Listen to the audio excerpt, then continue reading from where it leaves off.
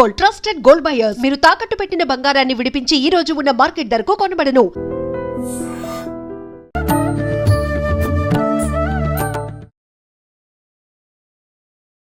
నమస్కారం, welcome to I dream. ధర్మ మార్గం విత్ విజిత కార్యక్రమానికి స్వాగతం. ప్రస్తుతం మనతో పాటు ఉన్నారు మహాబగల్ అఘోరా తంత్రి వెనంపల్లి నిశాంత్ శర్మ గారు. ఇప్పుడు వారితో మాట్లాడి మరిన్ని విషయాలు తెలుసుకునే ప్రయత్నం చేద్దాం. నమస్తే అండి. మహాదేవ. మనకు సాధారణంగా ఈ మధ్య కాలంలో మనం ఎక్కువగా చూస్తున్నాము, ఎవరైనా కొంచెం ఫేమస్ అవుతున్నారు అని అంటే, ఏదైనా కొంచెం ఎక్కువగా కనిపిస్తున్నారు అని అంటే వాళ్ళు ఎక్కువగా హైలైట్ అయిపోతున్నారు. తెలియకుండా సోషల్ మీడియాలో ఎక్కువ హైలైట్ చేస్తున్నారు. ఇది మానవుల వరకు పరిమితం అయితే ఓకే, కానీ దేవుళ్ళ విషయంలో కూడా ఈ మధ్య కాలంలో ఇలానే జరుగుతుందండి. అయితే వారాహి అమ్మవారు మీకు అర్థమైపోయే ఉంటుంది నేను చెప్పకుండానే. అంటే కొంతమంది పేరు ఏదైనా అమ్మవారి పేరు కానీ స్వామివారి పేరు కానీ తీయటం వల్ల, లేదు ఒక దగ్గర మొక్కుకుంటే బాగా కోరిక నెరవేరుతుందని చెప్పటం వల్ల అలా దేవతలు కూడా ఎక్కువగా మన ముందుకు రావటం అనేది జరుగుతుంది. వాళ్ళ మహిమల గురించి తెలుసుకోవడం అనేది జరుగుతుంది. కానీ మన పురాణాల నుంచి తీసుకున్న, శాస్త్రాల నుంచి తీసుకున్న వారాహి అమ్మవారు కూడా లలితా అమ్మవారి పరివార దేవతగా ఉన్నారు అని చెప్పి మనకు తెలుస్తోంది. అసలు ఏంటి, ఎందుకని అమ్మవారు గుప్తంగా ఉన్నారు ఇన్ని రోజులుగా, ఇప్పుడే ఎందుకు ప్రచారంలోకి వచ్చారు?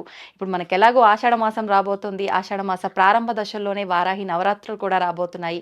అసలు నిజంగా ఈ అమ్మవారిని ఆరాధించకూడదు అని కొంతమంది చెప్తున్నారు, లేదు ఆరాధించవచ్చు అని కొంతమంది చెప్తున్నారు. అసలు ఏంటండి ఆ విశేషాలన్నీ కూడా సవివరంగా వివరించండి. సంతోషం తల్లి.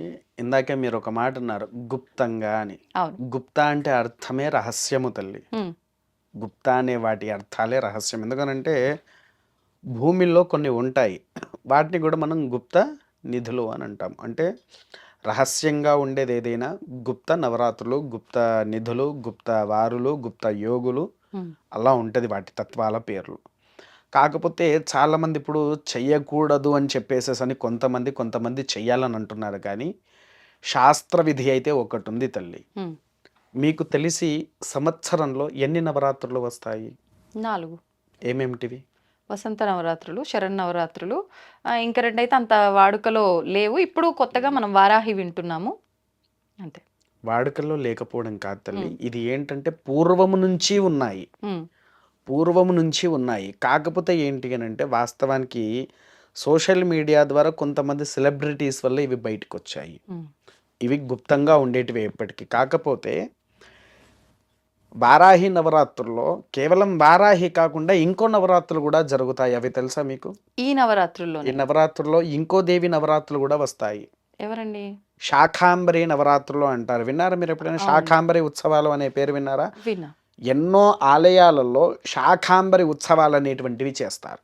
ఓకే, అసలు ఎవరు ఈ శాకాంబరి? శాకాంబరి కూడా కూష్పాండ దేవతాధికి అధిపతి. అంటే గుమ్మడికాయలని అంటాం మనం. కాకపోతే వాటిని కూడా అమ్మవారి సత్స్వరూపాలు. ఇది కూడా ఏంటి అంటే పార్వతీదేవి కృతత్వ రూపంలో ఉన్నప్పుడు శాకాంబరి అవతారం ఎత్తింది. మనం మొదలు వసంత నవరాత్రులు ఎందుకు చేస్తాము? లలిత, షోడశి, వనదుర్గికి చేయాల్సింది వసంత నవరాత్రుల్లో ఆచరించే విధితత్వం. రెండవది ఆషాఢ మాసంలో శాకాంబరి దేవి. శాకాంబరి అంటే ఎవరు? పాడి పంటలు వాటికి అధిమూల దేవత. ఎందుకంటే శాఖం ఉంటేనే అందరూ నాన్ వెజ్లో తినేటి వాళ్ళు లేరు కదా. శాఖలు అందరూ నాన్ వెజ్ అనుకుంటారు, కానీ ప్రతి ఒక్క శాఖములో కూరగాయలలో ఒక్కొక్కరికి ఎన్నో కావాల్సినటువంటి ఏమంటారు వాటిని ఇంగ్లీష్లో మీరు, సి విటమిన్స్ ఉంటాయి కదా, మనకు కావాల్సిన పోషకాలు అనేటువంటివి మనకు అందింపజేస్తారు. కూరగాయల్లో అంతటి పోషకాలు కూడా మనకు ఉంటాయి, అవునా? అందుకోసము శాకాంబరి ఉత్సవాలు చేసేది రాత్రి కాలంలో తంత్రము నేర్చుకున్న వాళ్ళు, తంత్ర విధిలో ఉండేటువంటి వారు వారాహి నవరాత్రులు ఇప్పటి నుంచి కాదు, మన పూర్వీకుల నుంచి కూడా ఆచరింప చేయడానికి వస్తూ ఉన్నారు. కాకపోతే మీరు విన్నారో వినలేదో, పూర్వము కాశీ క్షేత్రంలో కిరాతక వారాహి ఆలయం బయటపడ్డది. ఆలయం బయటపడ్డంత వరకు ఎవరికీ తెలియదు వారాహి ఆలయం కాశీ క్షేత్రంలో ఉంది అని. అంటే ఇప్పుడు అక్కడ క్షేత్రపాలికగా ఉన్న ఆలయం క్షేత్రపాలిక, అదే క్షేత్రపాలిక. బయట కనిపించే రూపం వేరు, అసలైన రూపము లోపల గుహల్లో కిరాతక రూపంలో ఉంటుంది. అసలైన విగ్రహము అది ఎవరికి దర్శనం ఇవ్వదు. పొరపాటున దర్శించుకున్న ఆ మనిషి ఎలా తయారవుతాడో కూడా తెలియదు. ఓకే. ఇంకో విషయం చెప్తున్నా, వారాహి నవరాత్రులు ఆచరించే వాళ్ళు ఎవరైనా సరే ఆచరించాలంటే సంవత్సరానికి వచ్చే 4 ఆచరించాలి. ఏది? వసంతము, ఆషాఢము, శరన్నవరాత్రులు, మాఘమాసంలో వచ్చే శ్యామలాదేవి నవరాత్రులు. ఈ 4 ఆచరించిన వారికి సంపూర్ణమైన యోగ్యత అనేది ఇస్తుంది. కాకపోతే ఇంకొకటి, ఈ నవరాత్రులు ఆచరించేటప్పుడు 5 విధానాలు ఉన్నాయి తల్లి. ఏంటండి? మనకు వేదమే చెప్పింది, సత్యవా ఏతే మహాయజ్ఞ సతతి ప్రతాయంతే సతతి సంతిష్టంతి, దేవయజ్ఞం, పితృయజ్ఞం, బ్రహ్మయజ్ఞం, మనుష్యజ్ఞం, భూతయజ్ఞ. ఈ ఐదు యజ్ఞాలు ఎవరైతే ఆచరిస్తారో వారి ఇంట్లో ప్రతి ఒక్క అమ్మవారి సత్స్వరూపాలు నివసిస్తాయి అనేటువంటిది శాస్త్రం ఉంది. మీరు లలిత చదువుతారా తల్లి? లేదు. పోనీ ఎప్పుడైనా విన్నారా లలిత? వింటున్నా. అందులో పంచయజ్ఞ ప్రియ అనే ఒక శ్లోకం కూడా వస్తుంది మనకు. ఈ పంచయజ్ఞాలే ఈ ఐదు యజ్ఞాలు. ఈ 5 యజ్ఞాలు అంటే ఏంటనుకుంటున్నారు? దేవయజ్ఞం, మనం ఇంట్లో నిత్యంగా దేవుడికి చేసే దీపారాధన కానివ్వండి, మనం ఇంట్లో దేవతార్చన యథావిధిగా అయితే ఆచరిస్తామో అది ఖచ్చితంగా ఆచరింప చేయాలి. అది దేవయజ్ఞం. బ్రహ్మయజ్ఞం అంటే ఏంటి? ఏ దేవాలయంలోనైనా సరే యజ్ఞయాధికాలు, మన ఇంట్లో అయినా చండీ హోమాలు కానివ్వండి, లేకపోతే శ్యామల హోమాలే కావచ్చు, వారాహి హోమాలే కావచ్చు, ఇలా ఏ హోమాలు వస్తాయో ఆ హోమాలు నిత్యంగా ఆచరించేది. మూడవది మనుష్యజ్ఞము. మనుష్యజ్ఞం అంటే మనుషుల్ని తీసుకుపోయి హోమంలో వేసేది కాదు తల్లి. మనకు వేదంలో దీనికి ఇంకో అర్థం ఉంది. అతిథి దేవో భవ. మనిషిని అతిథిలాగా చూసి స్వీకరించి కూర్చోపెట్టి వాడికి కావాల్సిన భోజన సదుపాయాలు చూసి వస్త్రాలు కూడా వారికి అర్పించాలి. మనుష్యజ్ఞము. విన్నారా? 4వది పితృయజ్ఞము. తండ్రి ఎప్పుడైతే మరణిస్తాడో ఖచ్చితంగా ప్రతిరోజు కాదు, నెల చేసేటువంటి పిండ యజ్ఞాలు, సంవత్సరానికి చేసే పిండు కార్యక్రమాలు, తర్వాత అమావాస్య రోజున తల్లిదండ్రులకు సూర్యుడు ఉదయించే క్రమంలో పితృతర్పణాలు వదలాలి. పితృయజ్ఞము అంటారు ఇది. ఆఖరిది భూతయజ్ఞము. భూతయజ్ఞం అంటే మీకు తెలిసిందేంటి తల్లి? ఏదో భూత ప్రేత పిశాచాలు అనుకుంటారు ఇక్కడ, కానీ కాదు తల్లి. భూతయజ్ఞం అంటే యక్ష్యాధిక శునకాధి రూపాలు, అంటే పక్షులు, కుక్కలు, ఆవులు ఇవి ఉంటాయి. ఎందుకనంటే చిన్న విషయం అడుగుతామ్మా. ఒక ఆవు ఉంది, మన ఇంటికే వచ్చింది, నాకు ఒక రూము కావాలి అని అడుగుతుందా? అడగదు. పోనీ రూమ్లో ఒక బెడ్ కావాలి అని అడుగుద్దా? ఏసీ కావాలి, పంచభక్ష పరవాన్నాలు కావాలని ఏవైనా, కుక్క అయినా పక్షి అయినా ఏవైనా అడుగుతుందా? ఏది కూడా నోరు తెరిచి అడగదు, అడగలేదు. మనం ఏం చేస్తాము? మనలో ఉన్న దాంట్లో నుంచి వాటికి కాస్త భోజనం, దాని కడుపు నిండడమే భూత యజ్ఞము అంటారు తల్లి. అంటే నోరు లేని జీవాలన్నింటికి, ప్రాణంతో ఉన్న జీవాలన్నింటికి మనం వాటికి కావలసిన సదుపాయాలు కదిలించాలి. అలా మనం వాటికి అప్పచెప్పినప్పుడు అవి ఎప్పుడైతే స్వీకరిస్తుందో ఆ స్వీకరించడం వలన మనలో ఉండేటువంటి కృత్సాధిక దోషాలు కూడా నివారణ అవుతాయి. అంటే అండి కృత్సాద్ అంటే హరిషడ్ వర్గాలు ఐడియా ఉందా తల్లి? కామ, క్రోధ, లోభ, మోహ, మధమాత్సర్య అనేటువంటి దోషాలు ఉంటాయి. అట్టి దోషాలు కూడా నివారణ అవుతాయి. Okay okay. అంటే తెలిసి తెలియక మనం ఇలాంటి ఏదో ఒకటి చేస్తూనే ఉంటాం. అవును. అటువంటి వాటికి మనం నిత్యం చేసే ఇలాంటి క్రతువుల వల్ల దోష పరిహారం పోతుంది. ఈ 4 నవరాత్రులు చేయాలంటే, ఎందుకంటే వారాహి నవరాత్రుల్లో కిరాతిక వారాహి, చాండాలి వారాహి, ముక్తి వారాహి అని 3 మొత్తం ఉగ్ర రూపం, ఉగ్ర రూపాల్లో ఉంటాయి. అక్కడ ఆచరించే విధానాలు తేడా కొడితే, పూర్వంలో ఏంటంటే తంత్ర విధులతో సహా రక్తం కక్కి మరణించిన వాళ్ళు చాలా మంది ఉన్నారు. లోపం వచ్చినందుకే, కేవలం పూజలో లోపం వచ్చినందుకు. కాకపోతే ఇక్కడ ఏం చేయాలి? మీరు వారాహిదేవి విగ్రహాన్ని పెట్టండి, వారాహిదేవి ఫోటో కూడా పెట్టండి, వాటికి శాఖ కూరగాయలతో మాల తయారు చేసి వేసి శాఖాంబరి రూపంలో కొలవండి. అప్పుడు మన సాత్విక రూపంలో ఉంటుంది, సాత్విక ఆహారంలో ఉంటుంది. అమ్మవారికి ఈ రకంగానే చెయ్యాలి ఉన్నది, తంత్ర విధిలో ఉన్నది, కానీ శాక్తేయ పరంగా లేదు. శాక్తేయం అంటారా? శాక్తేయధికం అనేది వామాచారానికి దక్షిణాచారానికి సంబంధించింది కూడా. శాక్తేయం అనేటువంటిది అమ్మవారి సత్స్వరూపాలకు ఉండేటువంటి ఒక విధానమైన ఆచారము. శాక్తేయాచారం ఉమ్, విన్నారా? ఉమ్, ఈ శాక్తేయాచారాన్ని మనం ఎప్పుడైతే ఆచరిస్తామో వారిలో ఉండేటువంటి సకల దరిద్రాలను కూడా తొలగించి ఉమ్. తల్లి యొక్క ఆశీర్వచనము కుమారుడికి గాని కుమార్తెకి గాని దక్కుద్ది. ఓకే. ఇప్పుడు మీరు చెప్పిన ఈ 3 ఉగ్ర రూపాలు కాబట్టి శాకాంబరి రూపంలో ఆరాధించొచ్చు. అంటే అది ఉపాసనా పరులా ఎవరైనా కూడా ఆరాధించొచ్చు మా బోటి వాళ్ళు? ప్రతి ఒక్కరూ శాకాంబరి రూపంలో ఎవరైనా ఆచరించవచ్చు తల్లి. హ్మ్. ఉపాసకులు ఆచరించాలంటే ఉపాసకుడు ఆచరించేది మీకు చెప్పడు, చెప్పరు. ఎలా చేయాలో కూడా చెప్పడు. చెప్పరు. విధి తత్వం విధి అని చెప్పేవాడు ఒక్కలేడు. హ్మ్. విన్నారు? ఎందుకనంటే ఒకవేళ చెప్పిన దీనికి ఇంకో విధానం ఉంది. అమృత వచనం మహాపాపము హ్మ్. అంటే అర్థమైంది అది. అలాగే. అమృత వచనం మంచి చెప్పడము మహాపాపము. అదేంటండి? అమ్మ ఇప్పుడు నేను నీకు చెప్పా తల్లి, హ్మ్. నేను చెప్పింది నువ్వు ఆచరించలేదు. హ్మ్. ఆచరించకపోయేసరికి పాపం ఎవరికి వచ్చింది? చెప్పిన వాళ్ళకొస్తుందా? అవునమ్మా. ఓహ్! విన్నారా? అంటే మంచికి పోతే చెడెదురైంది అన్నట్టు ఇదేనేమో. వెరీ గుడ్, కరెక్ట్ చెప్పారు. హ్మ్. మంచికి పోతే చెడదు. కాకపోతే ఇక్కడ ఏంటి అని అంటే 80% నాకు వస్తుంది, 20% ఆచరించినందుకు నీకు వస్తుంది. ఓకే. అంటే ఏ పని చేసినా అది మాట మాట్లాడినా ఆచితూచి అడుగు వెయ్యాలనటం ఇదే అన్నమాట అర్థం. ఇదే వేయాలి. మీకు ఇందులో ఇంకో చిన్న రహస్యం చెప్తా. చెప్పండి. ఇప్పుడు ఒక కుమారుడు ఉన్నాడు, హ్మ్.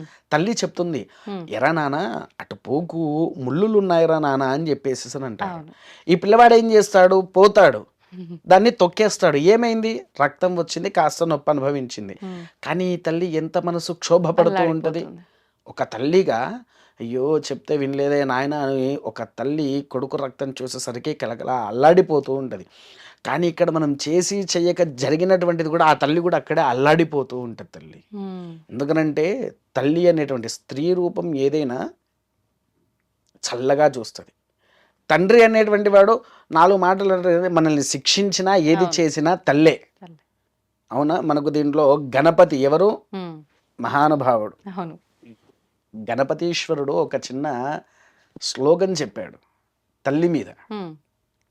ఏంటి అని అంటే మాతా పితృ సదైయుక్తన్న దైవం పితృమర్చయేత్ సర్వతీర్థ ఫలజ్ఞేయం మాతా వందనతాం సదా అన్నారు. అవునా? హ్మ్. గణపతి ఎప్పుడు ఆ సిద్ధి బుద్ధి వివాహం చేసేటప్పుడు భూమండలాన్ని ఎవరైతే తిరిగి వస్తారో వారికి ప్రథమ పూజ్యుడైనటువంటి బిరుదు, రెండవది సిద్ధి బుద్ధితో వివాహం చేస్తాము అని అంటారు. ఆ!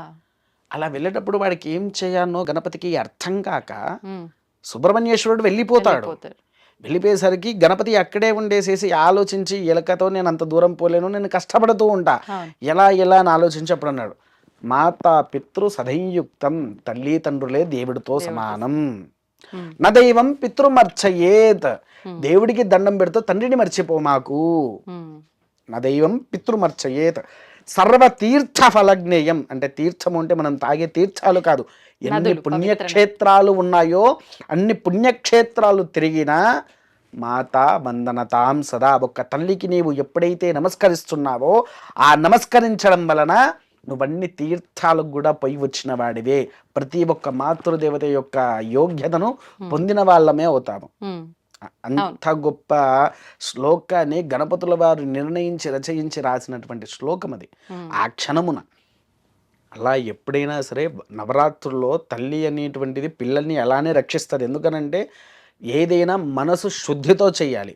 భగవంతుల వారు ఎప్పుడు ఏం కోరుకుంటారంటే హ్మ్. శరీర శుద్ధి అడుగుతాడా? అడగాడు. వస్త్రశుద్ధి అడుగుతాడా? అడగాడు. కొంతమంది దేవాలయం దగ్గరకు వచ్చి నేను తాగి ఉన్నా, నేను గుళ్ళోకి రాను, నేను మాంసం తిన్నా, గుళ్ళోకి రాను అని అంటారు. హ్మ్. కానీ భగవంతులు చెప్పింది ఏంటి? నీ మనసు నిష్కలమైన భక్తి ఉన్నప్పుడు నన్ను నువ్వు ఎలా కొలిచినా కూడా నేను అభ్యంతరం చెప్పను అని అన్నారు. అవునా? అంటారా? తప్పులేదంటారా? తప్పెలా ఉన్నదమ్మా? భక్త కన్నప్ప భక్తితో మాంసాన్ని తీసుకపోయి నైవేద్యం పెట్టాడు, హ్మ్. మరి కోపగించుకున్నాడా? దీనికి ఒక చిన్న అర్థం చెప్తాను. రాముల వారి కాలంలో జరిగినటువంటి చిన్న కథ ఇది. నిజంగా జరిగిన కథ రాముల వారి కాలంలో. అలాంటప్పుడు నేను అప్పుడు పుట్టిలేను, నేను కూడా విన్న కథనే. ఒకరోజు హనుమంతుల వారు భూమండలంలో తిరుగుతూ ఉన్నారు. తిరుగుతూ ఉంటే ఒక మనిషి ఈశాన్య భాగము అంటే మన వాష్రూమ్లో కూర్చున్నాడు. రామ రామ రామ రామ అనుకుంటా అలా ఉంటూ ఉన్నాడు. అది చూసి హనుమంతునికి విపరీత కోపం వచ్చేసింది, విపరీతంగా ఉమ్, కోపం వచ్చేసరికి తన గద్దతో వెళ్ళేసేసి వాని పిచ్చ కొట్టుడు కొట్టేసి రాముల వాళ్ళ దగ్గరికి వెళ్ళి ఏం తెలవనట్టుగా నిల్చొని ఉంటాడు. ఉమ్, రాముల వారు అడుగుతారు, ఏం నాయన వాడిని ఎందుకు కొట్టావు అని అడుగుతారు. ఉమ్, నేను వాణ్ణి కొట్టడం ఏంది స్వామి, నేను ఎవరిని కొట్టలేదు అని అన్నా. లేదు నువ్వు కొట్టావు, నిజమేంటో చెప్పండి. వాడు చేస్తున్నదే అశుద్ధమైన పని, అశుద్ధం చేసుకుంటూ వాడు నీ నామస్మరణ చేయడం ఎంతవరకు సమున్నత అని హనుమంతుల వారు అన్నాడు. అడుగుతారు. అప్పుడు రాముల వారు ఏమన్నారంటే, నాన్న భక్తి అనేది మనసులో నుంచి రావాలి, ఉమ్, శరీరం నుంచి వచ్చేది భక్తి కాదు. కొంతమంది ఎలా ఉన్నారంటే ఇప్పటి ఈ కలియుగంలో తల్లి, దేవుడి దగ్గరికి వెళ్ళి దేవుడా నాకు ఈ కోరిక ఉన్నది, ఇది తీరుస్తే నీకు నేను 1,00,000 రూపాయలు ఇస్తా, లేకపోతే బంగారు కళ్ళు ఇస్తా, బంగారు కిరీటం ఇస్తా, బిజినెస్ చేస్తున్నారు. బిజినెస్, దేవుడితో బిజినెస్. అది ఎప్పుడు భగవంతుడు స్వీకరించాడు. ఉమ్, నిష్కలమైన భక్తి ఉండాలి, ఎటువంటి ఆలోచన లేని, ఎటువంటి ఆశ లేని జీవితంతో ఆ భక్తి మనం ఎప్పుడైతే భగవంతులకు చూపిస్తామో అప్పుడు మనకంటూ ఒక విధి తత్వాలు యోగ్యత మనం చెంది స్వామివారి అమ్మవారి యొక్క అనుగ్రహాలను పొందుతాం. ఓకే. విన్నారా? కాకపోతే ఒకటమ్మా, నవరాత్రులు ఆచరించాలంటే ఈ 4 నవరాత్రులు ఆచరించాల్సిందే, లేదా శరన్నవరాత్రులు ఒకటే ఆచరించండి, మిగిలినవి ఆపేసుకోండి. ఉమ్, ఒకటి ఇంకో ఉదాహరణ చెప్పమంటారా? ఆ. అందరికీ తెలిసే ఉదాహరణ, అన్నం ఒకటి ముందు పెట్టుకుంటే కడుపు నిండుతుందా? నిండదు కదా. మరి దానికి ఏం చేసుకోవాలి? కావాల్సినవన్నీ ఉండాల్సిందే. కూర, కూర పప్పు, ఉండాలి, పప్పు పెరుగు, ఉండాలి, చారు. పెరుగు ఉండాలి, చారు ఉండాలి, అవును. అన్నీ ఉండాలి. అవన్నీ కలిస్తేనే కలిపి ఏకమవుతాది. ఏకమయ్యి శరీరంలోకి పోయి మనిషి యొక్క ఆకలి నిండుద్ది. అవునండి. అవునా? ఈ 4 కూడా మనం ఆచరించినప్పుడే అప్పుడు దాని పూర్తి ఫలము, ఉమ్, అంటే ఒక అమ్మవారి సంపూర్ణమైన శక్తి ఏదైతే ఉందో ఉమ్, అది మనం అందుకోగలుగుతాము. మీరు ఇక్కడ ఇంకొకటి చూడండి, ఇదే ఆషాఢ మాసంలో వారాహి నవరాత్రులతో పాటు ఉమ్, గ్రామరక్షకి దేవతలకు కూడా బోనాలు అనేటువంటివి జరుగుతాయి. అవునండి. మన దగ్గరనే కాదు, యావత్ భారతదేశం మొత్తం జరుగుతాయి. అంతటా ఉందా బోనాలు? అంతటా ఉంటాయి తల్లి బోనాలు అనేది. కాకపోతే బోనం అనేది ఎక్కువగా పెట్టేది రాగుల జావతో అంబలి తయారు చేస్తాం కదా, ఆ. అంబలితో పెట్టాలి. ఇప్పుడు ఏది పడితే అది పెడుతున్నారు, విన్నారా? ఈ ఆషాఢ మాసంలో ఏంటంటే అటు గ్రామ దేవతలు, ఈమె కూడా ఎవరు గ్రామ దేవతనే, వారాహి గ్రామ రక్షకి. ఇందాక మనం కూడా కాశీ క్షేత్రంలో గ్రామ రక్షకి, మనకు మొత్తము గ్రామానికి ఎంతమంది రక్షకులు ఉమ్, మీకు తెలిసినంత వరకు ఏ గ్రామానికైనా 2 రక్షకులు ఉంటారు. ఆహా, ఒకరు రక్షకి అయితే ఒకడు రక్షకుడు. ఆ, మొదటిది కాలభైరవుడు తల్లి, రెండవది వారాహి. వీళ్ళకు చేయాలి మొదలు, వీళ్ళకు ఆచరింపజేసిన తర్వాతనే మనం మిగిలిన ఏ సత్స్వరూపాలకైనా చెయ్యవచ్చు. చేయొచ్చు. ఇలా ఆచరిస్తే మనం నవరాత్రులు యథావిధిగా ఆచరింప చేసుకోవడానికి ఎటువంటి అభ్యంతరము లేదు. ఓకే. అంటే ఇప్పుడు ఒకవేళ ఈ 4 కూడా చేసుకోవచ్చు కాబట్టి, ఇప్పుడు ఇది కూడా చేసుకోవచ్చు. 4గిట్లో ఇదొకటి కాబట్టి, చెయ్యాలి అనుకున్న వాళ్ళు నియమాలేమైనా పాటించాలా? అంటే ఇప్పుడు వారాహి అనగానే సప్తమాతృకల్లో ఒకరు అని అంటారు, అష్టమాతృకల్లో ఒకరు అంటారు. మళ్ళీ నవరాత్రులు అంటే 9 రోజులు 9 రూపాయల అమ్మవారిని ఆరాధించాలంటారు. మరి అష్టమాతృకలుగా తీసుకున్నా 8, సప్తమాతృకలుగా తీసుకున్నా 7. మరి 9 రోజులు ఎవరిని ఆరాధించాలి? ఏంటి నియమాలు, ఏం పాటించాలి? దీక్ష అనుకుంటారు కొంతమంది. దీక్ష ఎలా? దీక్ష తీసుకుంటేనే అన్ని ఆచరించాలి తల్లి. ఉమ్, దీక్ష లేకుండా మామూలుగా ఆచరించేటి వాళ్ళు ఉమ్, ఉపవాసం ఉండి ఎలా అయినా ఉన్నా సరిపోతుంది. కాకపోతే ఏంటి అని అంటే బ్రహ్మచర్యము ముఖ్యం. ఓకే. బ్రహ్మచర్యం అనేది ముఖ్యమైంది. రెండవది ఏంటంటే మాంసాహారాలను దూరం పెట్టాలి. ఉమ్, మత్తు పదార్థాలు స్వీకరించే వాళ్ళు వాటిని కూడా దూరం పెట్టేసేయాలి. ఉమ్, మిగిలిన యథావిధిగా ఎలా ఆచరించినా కూడా తప్పు లేదు. ఓకే. విన్నారా? ముఖ్యమైనది ఇవే. ఉమ్, ఇలా ఇది ఆచరింప చేసుకుంటూ పోతుంటే సకల యోగ్యత అనేది వాళ్ళకు దక్కుద్ది. తర్వాత మాల అంటారా? వారాహి మాల కొంతమంది పసుపు రంగు వస్త్రాలు అంటున్నారు, పసుపు రంగు వస్త్రాలు కాదు. ఉమ్, మరి ఎరుపు రంగు వస్త్రాలు అంటున్నారు ఇంకొంతమంది, ఎరుపు రంగు వస్త్రాలు కూడా కాదు. ఉమ్, 2 వస్త్రాలు అమ్మవారికి వాడేది, శ్వేత నలుపు వర్ణాలు మాత్రమే. అవునా? శ్వేతవారాహి మీరు ఎప్పుడేం చూసారా? లేదు. శ్వేతవారాహి దేవాలయం కూడా చూడలేదా? ఆహా. పోనీ మీకు తెలిసినంత వరకు మామూలుగా అంటే మామూలుగా వారాహి అంటే ఒక్కరే అని విన్నాం కానీ, ఇలా మళ్ళీ ఇందులో కూడా స్వరూపాలు ఉన్నాయి అని చెప్పి ఇదంతా తెలీదు. తెలియదా? సరే, నేను మీకు అయిపోయిన తర్వాత ఒక పోస్ట్ చూపిస్తా. అంటే మా దేవాలయంలో వారాహి నవరాత్రులు చేస్తున్నాం కదా, ఉమ్, దానికి సంబంధించిన ఒక పోస్ట్ చూపిస్తా. మీరు వారాహి యొక్క అమ్మవారి రూపాలను అందులో చదువుకోండి. ఓకే.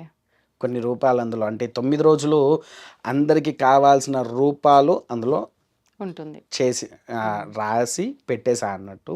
ఓకే. సో ఆ విధమైనటువంటి నామాలతో అమ్మవారిని ఆచరించవచ్చు. అది ఎక్కడ వామాచార పద్ధతిలో కాదు, ఓకే. దక్షిణాచార పద్ధతిలో సక్రమంగా ఉదయం కాలం. కాకపోతే ఒకటి, ఉదయం పూట మీరు ఆచరించాలి అని అనుకుంటే వారాహిదేవికి తెల్లవారుజామున బ్రాహ్మీ కాలంలో దీపారాధన చేయండి.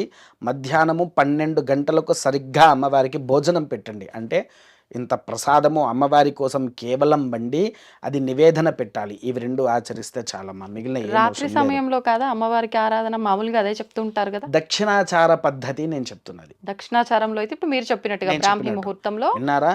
మధ్యాహ్నం రాత్రి 12. కాలంలో చేయాలంటే దక్షిణాచారంలో చేయవచ్చు. కాకపోతే దక్షిణాచారంలో హోమ విధులు ఉంటాయి. రాత్రి పూట హోమం చేయాల్సి. హోమం ఆచరించాలి. అది హోమం ఆచరించాలంటే కొంతమంది చేసుకుంటారు, అవ్వదు. కొంతమంది చేసుకోలేరు. అది అబ్బని ముచ్చట. అందుకోసం ఈ విధంగా చేస్తే సరిపోతుంది తల్లి. ఓకే. సాయంకాలం ఏంటంటే యథావిధిగా ఉదయము సాయంత్రం, ఎందుకనంటే మనం సూర్యుడు లేనిది ఉండలేము, సూర్యుడు వెళ్ళిపోయిన తర్వాత లైటు లేనిది ఉండలేము. అవును. కాకపోతే భగవంతుని దగ్గరైనా ఎక్కడైనా ఆ దీపారాధన అనేటువంటిది ముఖ్యం. అది ఉదయము సాయంత్రము దీపారాధన చేస్తే ఇంకా అద్భుతం అది. ఇప్పుడు వారాహి అమ్మవారు అనంటే మహిష వారాహి అని చెప్పి గేదె మీద అమ్మవారు ఉంటారు అని చెప్పి. ఎనిమిదో రోజు వస్తుంది తల్లి. అదే రోజు మహిషాసురమర్థిని జయంతి కూడా. ఆహా. ఈ నవరాత్రుల్లో మహిషాసురమర్థిని దేవి జయంతి కూడా వచ్చేదే అదే రోజు వస్తుంది. మనకు 3వ తారీఖు వస్తుంది తల్లి. అది 3వ తారీఖు, అంతే 3వ తారీఖు రోజున మహిషాసురమర్థిని జయంతి. మహిషాసుర రూపంలో కూడా అమ్మవారు కొలువై ఉంటుంది. అది కూడా మేక మీదనే. మీకు ఇందులో ఇంకో విషయం చెప్తా. కొన్ని గ్రామాలలో ముసలమ్మ అనే ఆలయం ఉంటుంది. విన్నారా పేరు ఎప్పుడైనా? వినలేదండి. వినలేదా? ముసలమ్మ దేవత? దేవత. ఆహా. అమ్మవారి రూపం మేక తల. ఓ. అమ్మవారి ఎక్కడుంది రూపం. ప్రత్యేకించి ఈ ఆలయం? ఈ ఆలయం నాకు తెలిసి 2 చోట్లలో నేను చూసా. ఇంకొన్ని చోట్లలో కూడా ఉంది. కాకపోతే ఆ ఊర్లో ఉన్నాయని తెలుసు కానీ నేను వెళ్ళి చూడలేదు. ఒకటేమో వరంగల్లో డిజిల్ కాలనీలో ఉంది. ఆహా. ఇంకొకటి వరంగల్ నుంచి అంటే మన నరసంపేట నుంచి ఇల్లందు వెళ్ళే అడవి ప్రాంతం ఉంది. అక్కడ అమ్మవారి అమ్మవారు అంటే ఎవరైనా చెప్తారు. ప్రతి ఆదివారం అక్కడ అమ్మవారికి ఉత్సవాలు జరుగుతాయి. ప్రతి ఆదివారం ఆ చుట్టుపక్కల ఉండే జనాలు కూడా వచ్చి అక్కడ అమ్మవారికి వాళ్ళ మొక్కులు అవన్నీ తీర్చుకుంటూ ఉంటారు. ఇవి ముసలమ్మ ఆలయాలు అంటారు. ఓకే. అక్కడ అమ్మవారు పూర్వం మేక రూపంలోనే వెలిసింది అక్కడ. తర్వాత ఇప్పుడు విగ్రహాన్ని పెట్టి అమ్మవారి ఆలయం చాలా పెద్ద ఎత్తున మంచిగా కట్టారు అక్కడ. ఓకే. ఓకే. విన్నారా తల్లి? ఈ ముసలమ్మ అమ్మవారిని కూడా ఈ వారాహి దేవతతో కొలవచ్చు. ఇప్పుడు అమ్మవారికి వాహనం ఏంటండి? వారాహి అమ్మవారికి వారాహిదేవికి వాహనం అనేటువంటిది లేదు లేదా? తల్లి. అసలు లేదు. ధర్మంగానే లేదు. ఎందుకు అని అంటారా? ఆమెనే అసలు వారాహి అధిదేవత ప్రత్యధి దేవత కింద ఉన్న వ్యక్తులు. అవును. ఎవరికి? శ్యామలాదేవికి. శ్యామలాదేవికి ఎవరు? అటు ప్రత్యంగిర, ఇటు వారాహి, వీళ్ళిద్దరు అధిదేవత ప్రత్యధి దేవతలు. అవును. శ్యామలాదేవికి. అందుకోసం ఏంటి అని అంటే ఆ అమ్మ వాహనం వాడదు. ఓకే. అన్నారా తల్లి? ఇది అమ్మవారికి మనం యథావిధిగా ఆచరిస్తే మనలో ఉండేటువంటి సంపూర్ణ శరీరత్వ దోషాలే కావచ్చు, క్షుద్ర ప్రయోగాలు కావచ్చు. ఇప్పుడు కలియుగంలో చాలా మందికి నరఘోషతో చాలా ఇబ్బందులు పడుతూ ఉన్నారు. అవి కూడా నివారణ అయ్యే అవకాశాలు చాలా మటుకున్నాయి తల్లి. సంతోషం అండి. చాలా మంచి విషయాలు, చాలా చక్కటి వివరణ ఇచ్చారు. ధన్యవాదాలు. మహాదేవ. తవ్వండి, తవ్వుతూనే శివలింగం. పరమాత్మకు జీవా సరే, దాన్ని అట్లా కప్పేసేయండి, చూపించదండి. Krishna is there.